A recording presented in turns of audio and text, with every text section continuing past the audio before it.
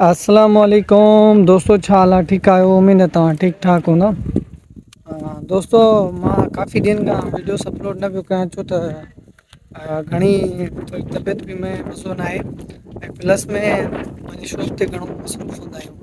सो तव्हांखे गुज़ारिश आहे त जीअं तव्हां बि थोरी असांखे सपोर्ट कयो, जीअं त असांजी थोरो दिलि खे बि दिलासो अचे ऐं जीअं त असां वीडियोस रखण में दिलचस्पी थिए। सही आहे, ऐं वीडियो बणाइण में बि असांजी दिलचस्पी थिए। सही आहे।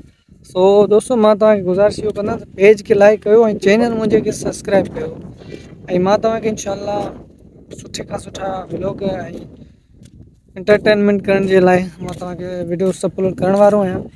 ऐं अॼु मां तक़रीबन पंहिंजे हिन व्लॉग में तव्हांखे ॿुधाईंदुमि छा कुझु ॾींहंनि जी मौसम कीअं रहंदी।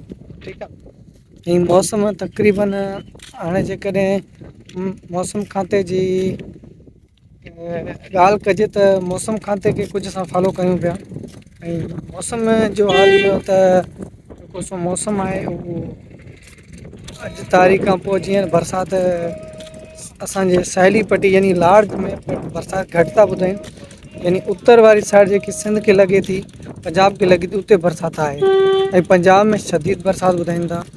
ऐं असां वटि कुझु बरसाति पई आहे जेका मां तव्हांखे नज़ारा ॾेखारियां थो। हे बरसाति आहे, कुझु आहे बरसाति।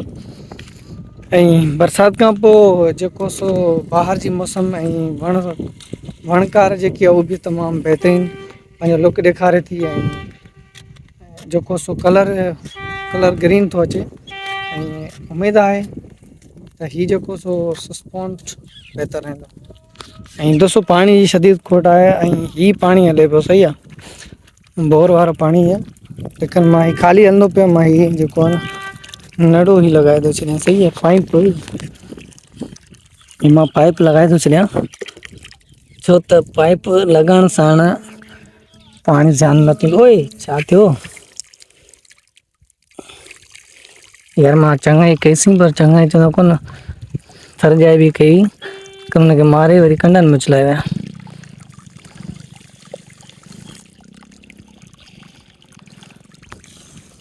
सही आहे, ईअं थो हले। ठीकु आहे न, पाणी हिते थो हले हिन घर में। सो हाणे दोस्तों, भलाई कईसीं पर भलाई में कामयाबु न थियासीं। सो हाणे अहिड़े हवाले सां मां वीडियोस वग़ैरह अपलोड कंदो रहंदो आहियां ऐं मुंहिंजे पेज खे फॉलो कयो ऐं मुंहिंजे चैनल खे ज़रूरु सब्सक्राइब कजो। सही आहे। सो अॼु बि मौसम बि तमामु धूप बि निकितल आहे असां वटि। धूप घणी आहे लेकिन हवा बि थोरी थोरी हले थी। सही आहे। ऐं चैनल खे ज़रूरु सब्सक्राइब कजो। नेक्स्ट वीडियो में अल्लाह हाफ़िज़।